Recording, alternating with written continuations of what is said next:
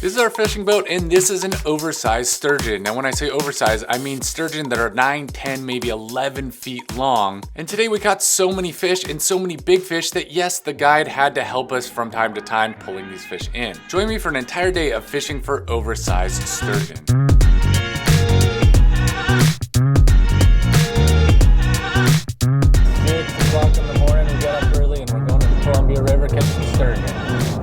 We're going out with a good buddy of mine, Dave Maroon, a really excellent guide out here, and he's gonna go out and we're gonna target the oversized sturgeon on the Columbia.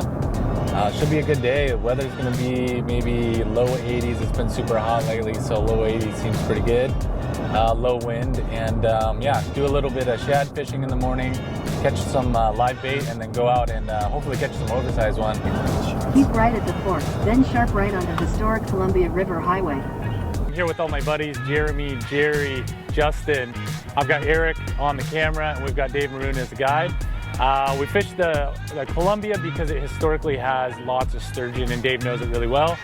And we decided to go to a bunch of different places on the Columbia and target specifically oversized sturgeon.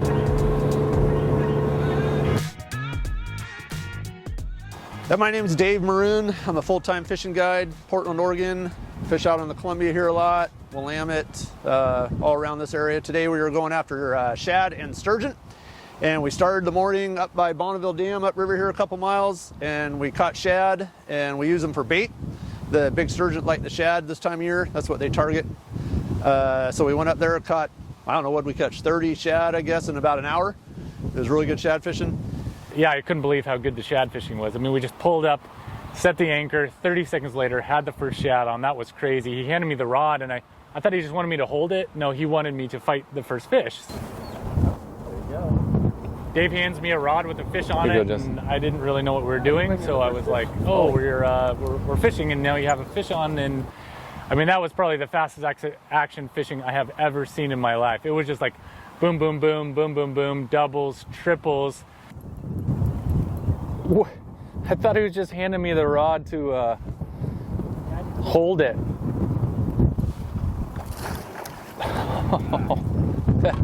that took all of 10 seconds. We got one shad and another, and just going back and forth, giving each other high fives. I mean, that was super fun to get to do.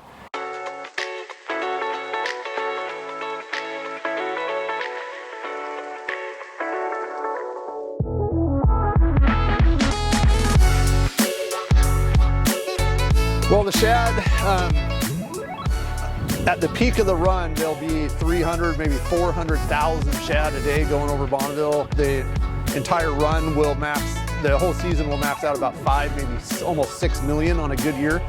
So they're very plentiful in the river, and they bite readily, as you saw.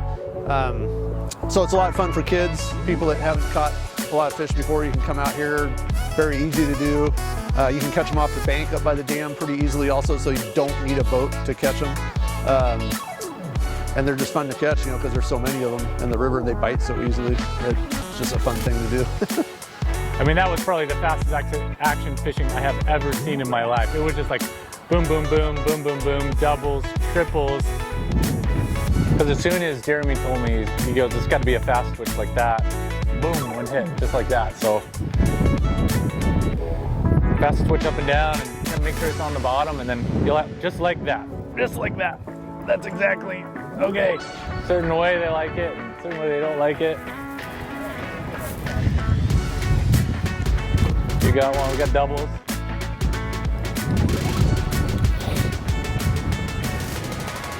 Oh my gosh. Triples.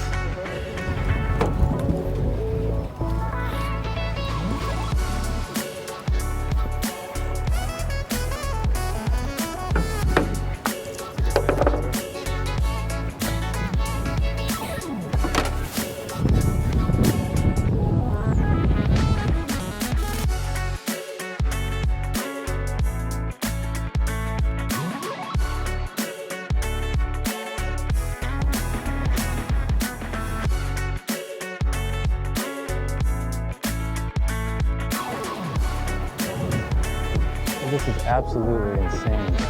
How many fish we got? We just got here 10 minutes ago. We probably have 8 or 9 of them in there. Flying fish. It's gonna happen right here. Fill and bite and then get off there. Oh, that's what I was saying.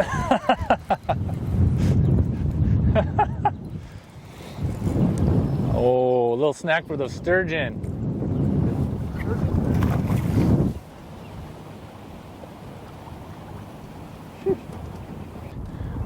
I don't even think I had it at the bottom. Like it wasn't even dropping to the bottom, but I got one. Dude, this is crazy. They're really fun. Oh, a little bass. Really? Yeah. That's a nice bass.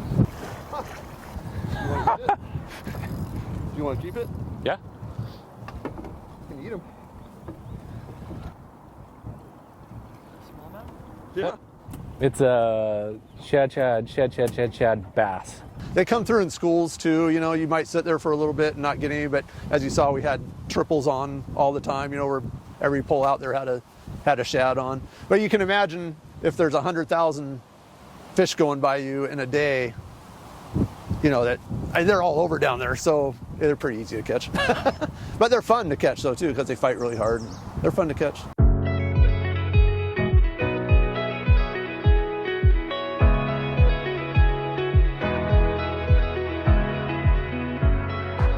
The look on Dave's face when we first started was a little bit worried because it was windy, and I guess the wind just plays havoc on, you know, everything, on the microphones, on the drone. It's just throwing the drone around. It's hard to hear people. It's spraying water everywhere. I remember when we're heading from spot to spot, Dave will go as fast as he can without tipping the boat over. So, I mean, there's water spraying everywhere. I'm getting water all over the camera. A couple times we just got like dunked where he'll slow the boat down, and a little wave will come in and just drench everybody, just kind of like a roller coaster ride. It was pretty fun.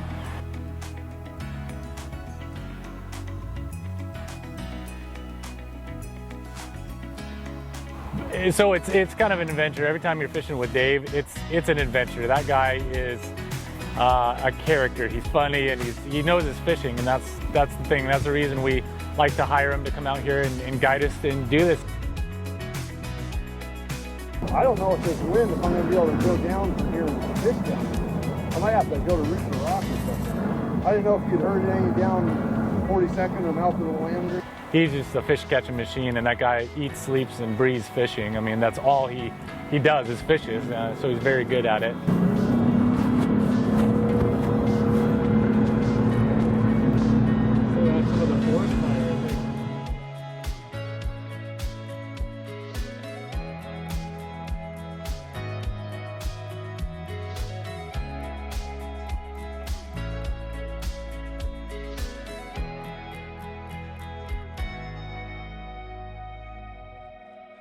Yeah, so this is our first spot on the sturgeon fishing, and hopefully it's gonna be pretty good. Caught a whole bunch of shad upriver, and yeah, we got like 30 fish in the boat for fresh fish. So that's hopefully we'll have some luck here. A little bit windier than we wanted, so but we'll see. If we do catch one, it'll be big. I mean, we're taking that whole shad and wrapping it up, putting a hook on it. So should be a big one if we get one. And that's what we're here for. Now we wait. A depth finder, I don't know, 80 feet. So Skip and I were 61. The other day he caught a 10-footer. That's a big one. Those don't come along. Those are pretty rare. And then we went down the river here a few miles. They don't let you fish below the dam because the sturgeon spawn below the dam. So they don't want you harassing the spawning sturgeon. So we have to go several miles below the dam. And we were not getting any action down there today. No bites, so we pulled the boat out and went up to the Dalles Dam, which is the next dam up from Bonneville.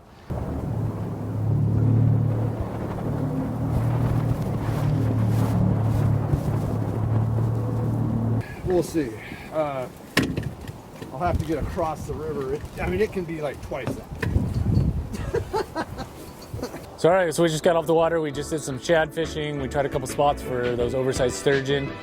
We're just gonna pull out of here. We're gonna take the boat out of the water, go all the way up the river, 30 miles, and we're gonna try another spot way up on the Columbia. So we're gonna actually pass 1 or 2 dams on the way all the way up there. So And I think in the forecast, like we thought it was windy down here, it's supposed to be just raging up there. So we'll make the best of it. But conditions look horrible, but hopefully the fishing's not. So we'll see how it goes.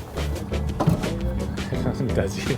Well, these sturgeon down here migrate a lot more because there's no dam between Bonneville, which is upriver from us here, and the ocean. There's nothing. So they migrate and they move through this section of river.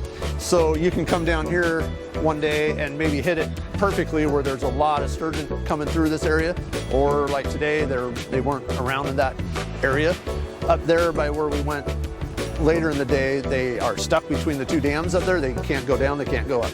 They don't go over the dams. The salmon and steelhead do, but the sturgeon don't. So they are kind of always in that area, but I was just a little hesitant with the wind. I don't know if everyone's seen how strong the wind is out there today, but I thought it'd be a lot rougher up there and almost unfishable, but it turned out we found a couple spots that weren't too bad. So down here, it's not, you know, you can generally fish more down here in the wind than you can up there when it gets really windy. That's why we started here. I got a 7-footer just jump right out here, so that is a good sign. Hopefully we'll hook into one here, so I think we will. Significantly hotter up here though. Came up about, 40 miles or so, and probably in the 90s now, so super, super warm. Should be good. They're in here.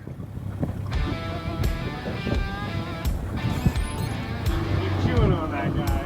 Okay, rip it hard. Rip it hard. Right. Real. Way harder. Real. Come on there. Come on. Hard. Gotta set it hard. Come on. Real. Keep reeling. Come on. Keep reeling. Come on the pool. Set it again. Hard. Okay. I think you got him. Bring him to us. We got him. Woo-hoo! Okay, now you just hold on for dear life. Oh, keep reeling. Sorry. Oh, that one might be getting the fight too. Yep, grab that one. No way. They could be tangled on the same one, but we don't. Okay, so right hand there, thumb on the spool, right hand. If he does jump, give me a heads up. Okay. Fresh arm. Just straight down, then lift up, right down here. You're worn out? Big fish.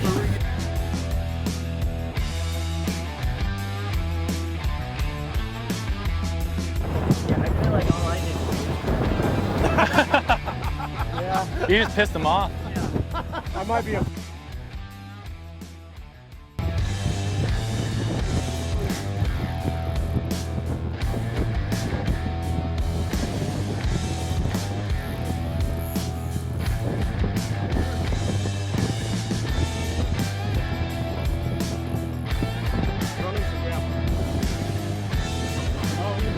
Yeah, wake up from your nap. It's probably gonna take a while. Oh my God. Oh Lordy. Oh my God. Oh, he's going. He's just taking off line. Oh, that's like as much as I reeled in. Right?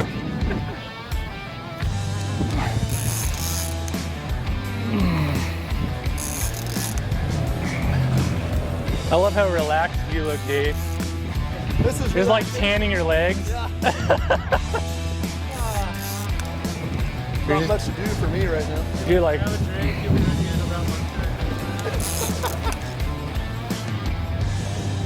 you're just like, suck it up. Just keep reeling. Oh my gosh, this is so heavy. We're thinking it's at least. A little soft up there.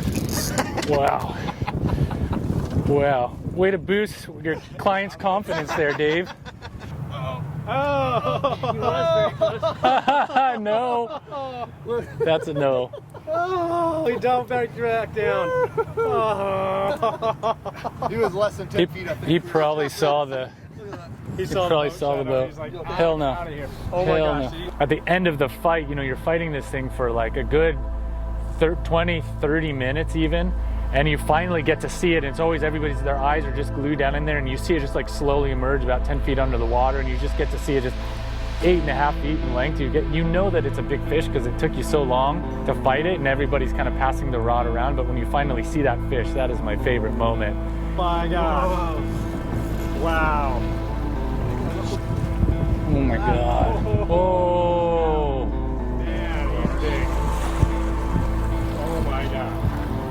good 8-footer or so. Tip of his nose goes to it. What letter, number, whatever. Okay, we'll measure that later, but that's right about 8.5. Oh my God. He's a little skinny. He might be a male or a female that already spawned. You gonna jump in on it? No. Oh. Okay, go for it.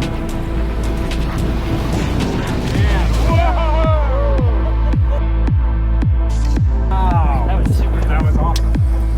Yeah, that was cool. Nice splash on the release. Yeah. Yeah. Gosh. Nice. That was awesome. Wanna go get another one? Yeah. And then the oversize, you always get an oversize or two. It's not big numbers, the oversize, but you always catch something almost every day. 2 to 6 a day is common. Anywhere from 7 to 10 foot. You know, I'm reeling up and Jeremy's reeling up. He's like, no, I think I have a fish on my line. So apparently that fish had just nibbled on his line, got hooked, and just sat there for like 30 minutes. So that fish was just sitting there on the bottom of the river doing nothing for at least 30 minutes. And then all of a sudden he's just reeling in. He didn't set the hook, he's just reeling in. He caught another one. So that was pretty crazy that happened. And we caught a fish without even fishing. We're just reeling in the lines and we caught one. So we weren't even trying on that one. So that was pretty cool. And we got to get that one in the boat. That was small enough that we could get it in the boat and get some pictures and kind of hold it up. And yeah, my left arm was so short, I should have held him the other way because I could barely hold him up, you know. And yeah, I mean, that thing's just massive. You're kind of holding it up like that and then let them go in the water. And yeah, they just swim off strong. I mean, those fish are strong. Oh, right. That was so weird. We're like just reeling it in and then like, no, this one has a fish. We're like, no. I wonder how long it was hooked in there.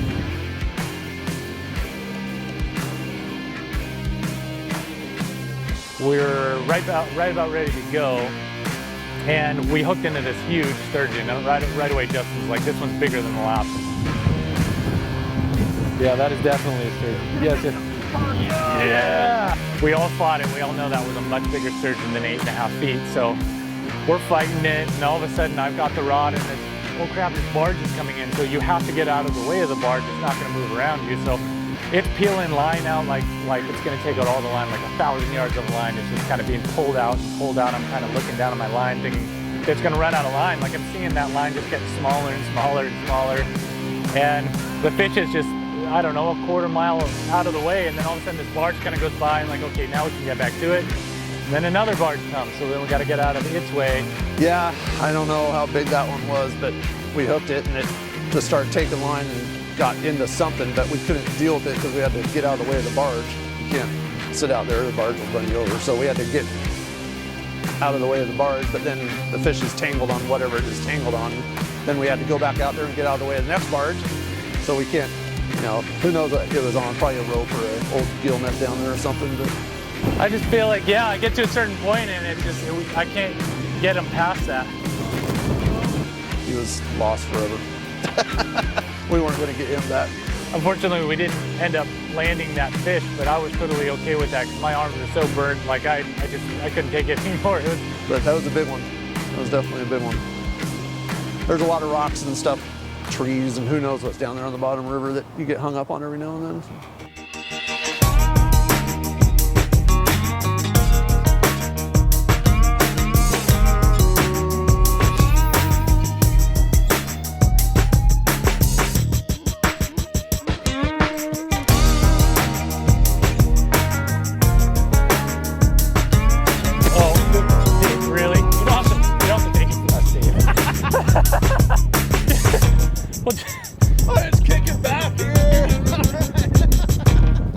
I feel like I'm going through the airport with my luggage. Did you ever ask Greg about that? Because he told me, and I think I wasn't supposed to tell anybody. He was reeling up, and he was like, that one's a fish. And I was like, I don't know. Those weights are pretty heavy. This guy's truck is going to screw us up. This is like his engine. It'll pick that up. As soon as he leaves, we'll start again. My buddies always give me crap. Your boat's all beat up outside. I don't know. The clients don't see the outside of my boat. They see the inside of my boat. You don't want to go with someone with a fancy, pretty looking boat. You just want to catch fish, right?